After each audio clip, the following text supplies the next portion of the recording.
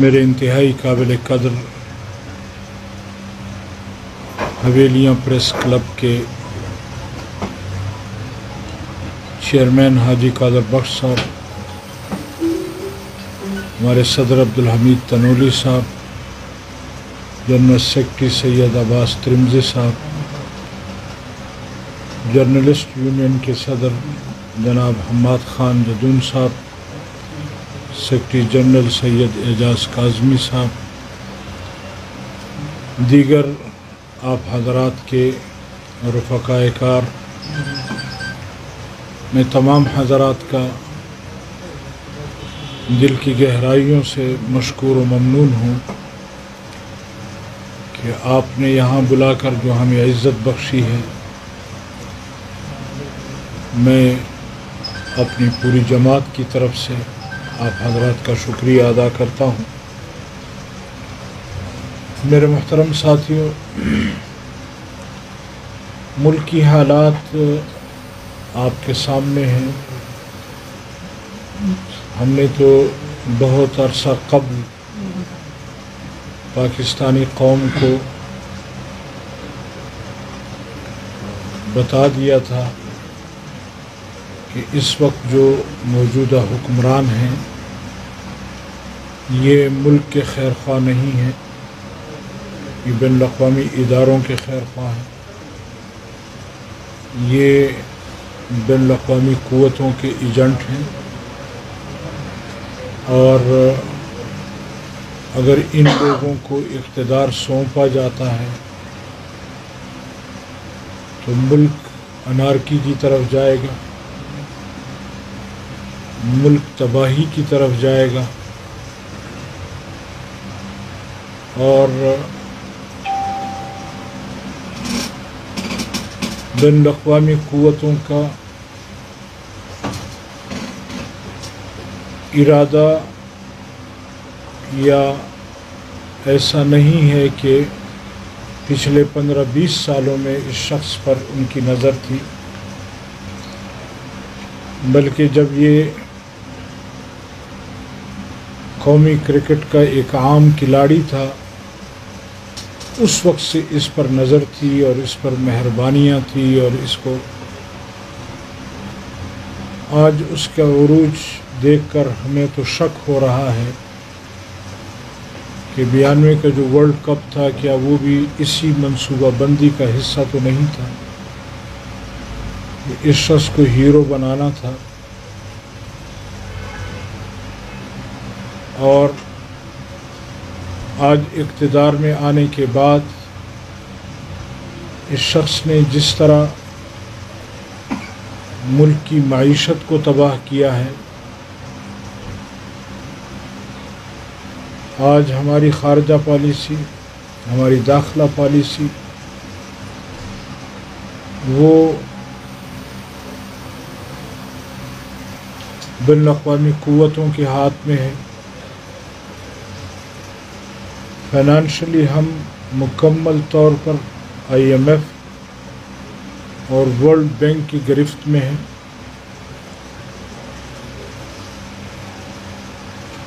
جو چیزیں جس طریقے سے اس ملک میں وہ لانا چاہتی ہیں قوتیں، اسی طریقے سے یہ لوگ یہاں اپنی قوم پر اپنے فیصلے مسلط کر رہے ہیں۔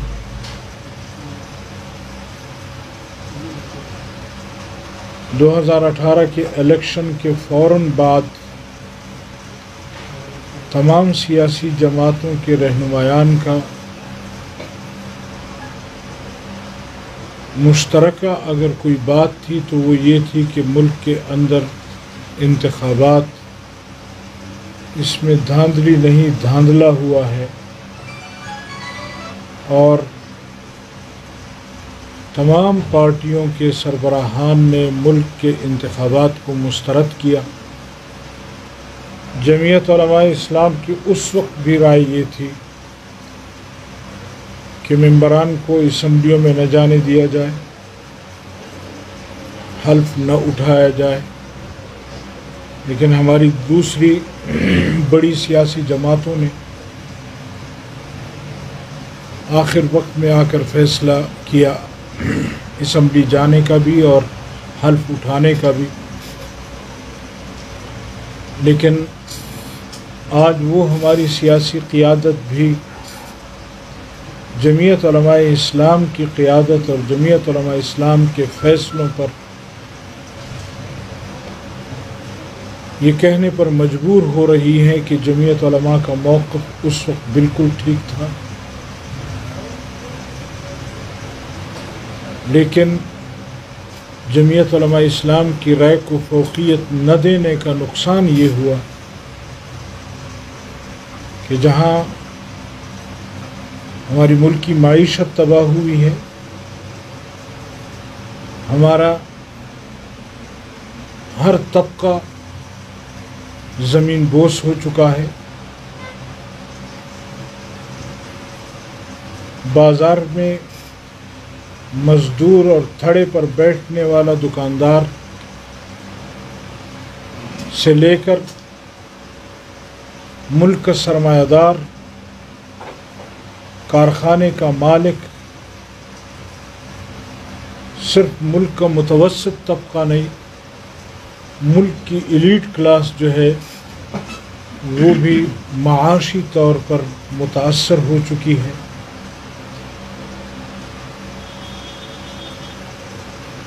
لیکن ہم دیکھ رہے ہیں کہ اس کے باوجود world bank, I M F, بین الاقوامی ادارے آج بھی اس کی پشت پناہی کر رہے ہیں۔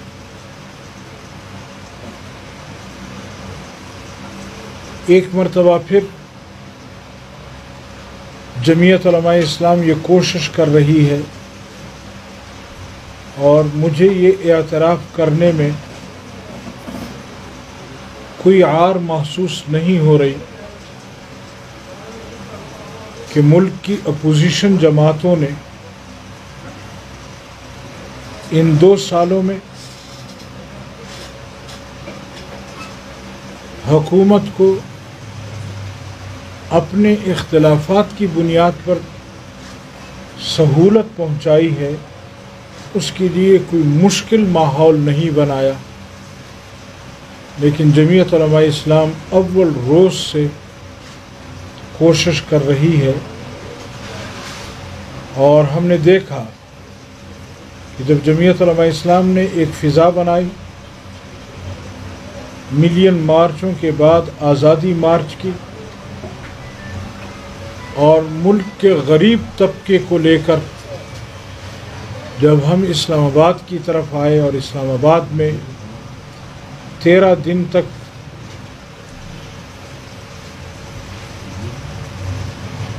جمعیت علماء اسلام کے ورکر، اس ملک کے غریب عوام، وہ سراپا احتجاج بن کر اسلام آباد کے شاہراہ پر بیٹھی رہی، اس وقت بھی ہماری سیاسی زعماؤں نے قوم کی آواز پر لبیک نہیں کہا، اور اپوزیشن کی جماعتوں نے اس وقت کے ماحول سے فائدہ نہیں اٹھایا۔ چاہیے تو یہ تھا کہ اپوزیشن کی جماعتیں جمعیت علماء اسلام کے اس احتجاجی تحریک یا آزادی مارچ کا کھل کر ساتھ دیتے۔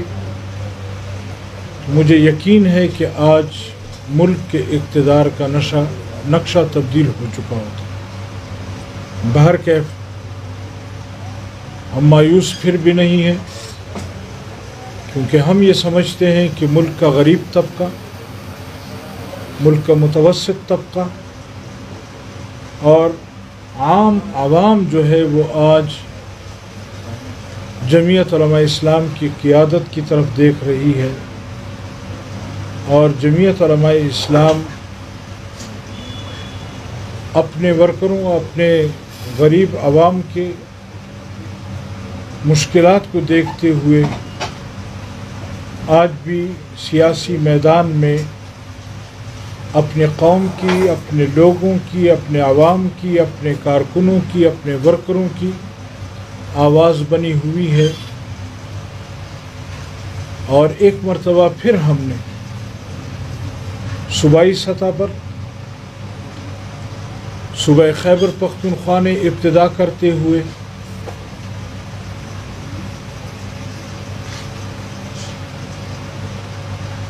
تمام سیاسی جماعتوں کو سربراہی اجلاس بلایا، اس کے بعد صوبہ بلوچستان کی تمام صوبائی سطح کی قیادت کو بٹھایا، اور ابھی چند روز قبل سندھ کی جماعت نے تمام سیاسی جماعتوں کو ایک میز پر جمع کیا۔ اب اس کے بعد پنجاب اور پھر مرکزی سطح پر ہم ایک مرتبہ پھر تمام سیاسی قیادت کو بلا رہے ہیں تاکہ ملک میں سیاسی طور پر ایک یکجہتی سامنے لائی جائے، ایک بھرپور قوت کے ساتھ ہم آواز لگائیں۔ ہمیں یقین ہے کہ اگر ملک کے دیگر سیاسی زعماء نے